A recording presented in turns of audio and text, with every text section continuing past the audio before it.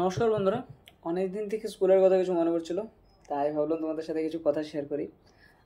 আমি যে স্কুলে পড়েছি সেই স্কুলে যদি তোমরা পড়ে থাকো বা আমার সাথে যারা যারা পড়েছো তারা এই কথাটা রিলেট করতে পারবে। কপাল, আমরা সারা বিশ্বে ফার্স্ট একটাই ম্যাথস টিচার দেখেছি।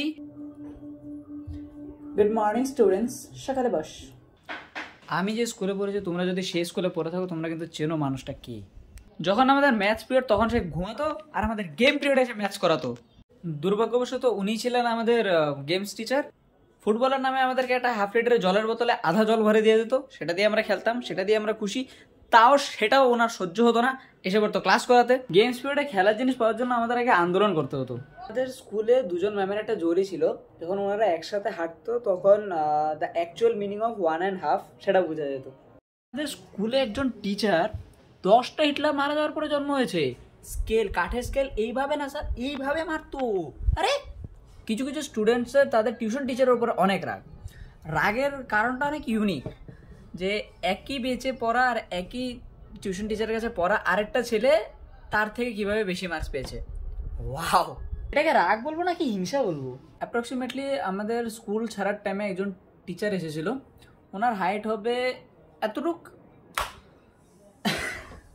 ছিলেন ডান্সের টিচার এবং টেম্পোরারিলি এসেছিল উনি ডান্সার নামে একজন বিখ্যাত ঘটক ছিলেন এবং স্টুডেন্টসদের ডান্স শেখানোর নামে উনি ছেলে এবং মেয়েদেরকে নিয়ে জুরি বানাতেন। আমাদের স্কুলে 1947 থেকে শুধু একটাই ডান্স স্টেপ ফলো হয়ে এসেছে, একটা হলো এদিকে উঠে যাবে সুর, এদিকে একটা হাতির সুর উঠে যাবে, বাস, দ্যাটস এনাফ। আর ঘুরতে থাকবে, বাস, এটাই ডান্স। কলেজ লাইফ আমার এবার রোস্ট লাইফ ছিল, সিরিয়াসলি। স্কুল লাইফটাই আমরা যা এনজয় করেছি, বাকি কলেজ লাইফ খুবই। কলেজে উঠে টিচারের নামে শুধু আনঅফিসিয়ালি ব্ল্যাকমেলার্সই পেয়েছি আমরা। অ্যাটেন্ডেন্স লাগবে, নাহলে ইন্টারনাল মার্ক একটা দিন। 75 অ্যাটেন্ডেন্স লাগবে, না তো মার্ক কেটে দেবে।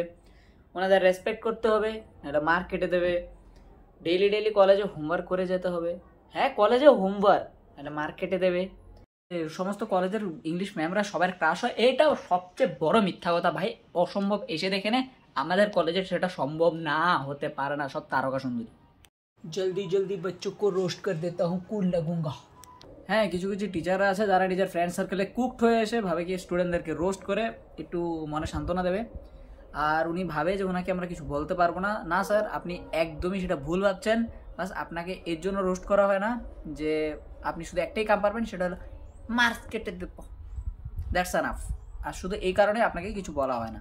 জলদি জলদি বাচ্চোं को रोस्ट कर देता हूँ, कूल लगूंगा। কিছু কলেজের ফ্রেশার্সে তো স্টুডেন্টরা ইভেন কি মেয়েরাও দেওয়ার টপকে এন্ট্রি নিচ্ছে কলেজে।